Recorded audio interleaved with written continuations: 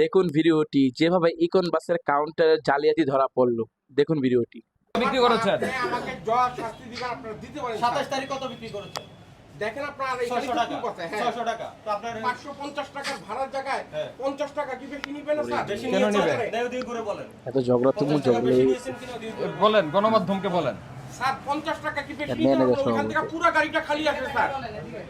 ওইখান থেকে পুরো গাড়িটা ওইদিকে খালি বলেন। আসে স্যার। আমার ব্রিজ ভাড়া কে দিব? আমার তেলের খরচ কে দিব? আমার আজকে স্টাফ কত 700 টাকা করে বিক্রি করেছেন। প্রতিটা গাড়িতে এনো স্যার পুরো গাড়িটা যখন ওইখান থেকে খালি আসে আমার তেলের পয়সা কে দিব?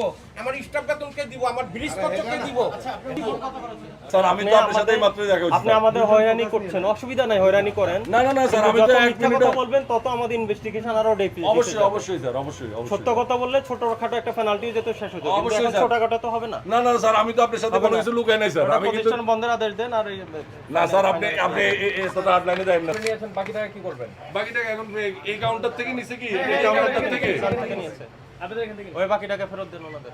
কালকে যদি কোনো লিখিত অভিযোগ যায় তখন আপনারা সর্বোচ্চ না না না স্যার আমি এখনই ব্যবস্থা নিচ্ছি ঠিক আছে। আর প্রসিকিউশন স্যার একটা কথা কইছিলাম স্যার আমগো কি করবেন স্যার? আপনার ওই কথা হবে না। এটার সরকারি যে রুলস আছে জরিমানা আবার দোকান বন্ধ। আপনি চালাতে পারলে চালাবেন না চালাতে পারবেন না আমাদেরও 50,000 টাকা না, আপনার স্যার অ্যাকাউন্টে কালকেও 10,000 টাকা স্যার স্যার আমার এই আজকেও কাউন্টার থেকে 50,000 গেছে, স্যার। টাকা আরেকটা কাউন্টারে একটু স্যার ওটা দায়িত্ব আপনি নিচ্ছেন না। আপনার জন্য ওটা নেন 50,000 নাই। হলো এটা। স্যার বাড়ি কোথায় ভাই? নোয়াখালীতে।